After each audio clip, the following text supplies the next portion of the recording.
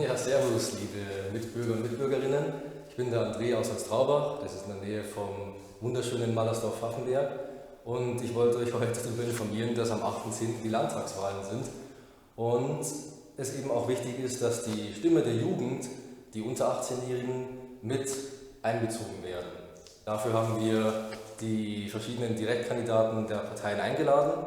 Und die können dann ihre Standpunkte hier einfach mal aufzählen, erläutern und nach Wichtigkeit sortieren. Dazu später dann mehr. Und die Reihenfolge, wie sich die jeweiligen Kandidaten und Kandidatinnen vorstellen, ist per Losverfahren gezogen worden. Ich trete an im Stimmkreis Straubing als Direktkandidat für den Landtag. Mein Ziel, unser Geld für unsere Bürger. Freie Wähler, liberal, innovativ, zukunftsorientiert, aber dennoch traditionell, konservativ und heimatverbunden. Dafür stehen wir. Tobias Beck. Mein Name ist Julian Kofler, ich bin 25 Jahre alt. Meine Kernthemen in der Politik sind auf jeden Fall Verkehrspolitik, Klima- und Energiepolitik und Wirtschaft. Servus, grüß euch, ich bin Marvin Kliem, euer Landtagskandidat für die SPD hier in Straubing und Straubing-Bogen. Wir als SPD und ich, wir stehen für soziale Politik daheim.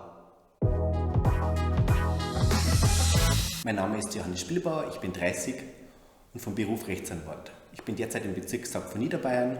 Ganz besonders wichtig ist mir die soziale Gerechtigkeit. Ich möchte mich als Landtagsabgeordnete dafür einsetzen, zusammen mit euch, dass wir unser Wasser, Erde, Luft schützen. Ohne den geht gar nichts. Wir haben nur einen Planeten. Ich bin Arzt, verheiratet und habe 5 Kinder, die sagen immer, Papa, eure Generation hat so viel kaputt gemacht. Klima, Artenschutz, Staatsverschuldung, denkt auch an unsere Zukunft. Deshalb bin ich bei der ÖDP.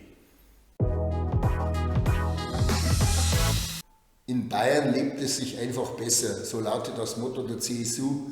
Und das ist auch meine persönliche Aufgabe, dass es uns allen besser geht, jeden Tag. So, liebe Leute, kurz zur Erklärung, was da eigentlich vor sich geht. Wir haben hier 25 Themengebiete ausgelegt, aus denen die Kandidaten und Kandidatinnen auswählen dürfen. Wir haben 25 Themengebiete, die man einfach nicht in so kurzer Zeit diskutieren kann. Deswegen wird das wichtigste Themengebiet oben hingehängt, hier an die Wasserkästen, und das drittwichtigste eben ganz unten hin. Und darüber kann man dann kurz zusammenfassen, warum das Wichtigste ist und was das Ziel dahinter ist. Die Spezialisierung im Gesundheitswesen gefährdet unsere Kliniken im ländlichen Raum und dagegen möchte ich vorgehen. Der ÖPNV ist für mich eines der wichtigsten Themen, da er bei uns sehr schlecht ausgebaut ist. Und für Jugendliche sollte ein ÖPNV kostenlos zur Verfügung stehen. Man sieht einfach im ländlichen Raum, ich komme selber aus dem ländlichen Raum, die Ärzte werden immer weniger und die Versorgung von uns allen ist mir persönlich Herzensanliegen. Daher halte ich das für sehr wichtig, dass wir die Versorgung auch in Zukunft gewährleisten können. Ich selber bin in der Jugendarbeit unterwegs und ich weiß, dass es jedes Mal wieder ein Theater ist, wenn meine Jugendleiterin oder Jugendleiter irgendeine Freistellung brauchen von ihrem Arbeitgeber. Und ich muss ganz ehrlich sagen, Jugendarbeit ist eine sehr wichtige Arbeit für unsere gesamte Gesellschaft. Wir brauchen ein BAföG für alle Studierende. Manche haben keinen Anspruch auf BAföG, die Eltern können oder wollen aber nicht zahlen. Dann müsste man die Eltern verklagen. Finanziert werden soll dies durch eine Vermögensteuer. Wer Millionen hat, kann einen größeren Beitrag leisten. Die medizinische Versorgung ist systemrelevant für unser Land. Wir müssen schauen, dass der Mensch im Mittelpunkt steht und nicht die Gewinnerwirtschaftung. Und die Ausbildung für Ärztinnen darf sich nicht am Numerus Clausus orientieren. Wasser ist unsere wichtigste Lebensgrundlage. Was nichts kostet, ist auch nichts wert. Uns geht es aber vor allem darum, dass die kommerzielle Wasserentnahme nicht in Konkurrenz tritt mit dem privaten, also dem Trinkwasser, und dass Firmen wie Coca-Cola oder Tesla was dafür bezahlen müssen.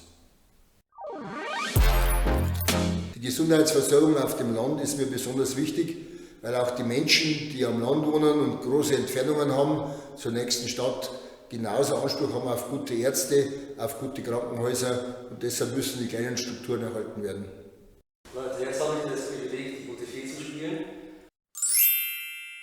Was kann ich mir wünschen? Ich wünsche mir, dass die Jugend kritisch der Politik in Deutschland gegenübersteht.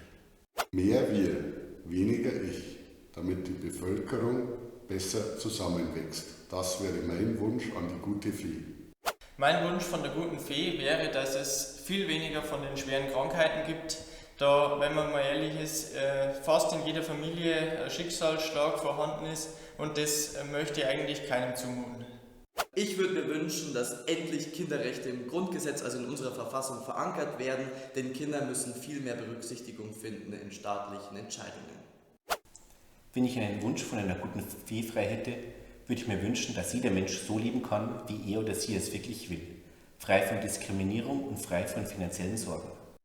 Tada! Ich wünsche mir einen Jugendrat in Straubing, damit die Stimmen der Jugend gehört wird. Wir haben schon den Anlauf gemacht zweimal und dieser Antrag wurde abgelehnt. Vielleicht klappt es mit der guten Fee.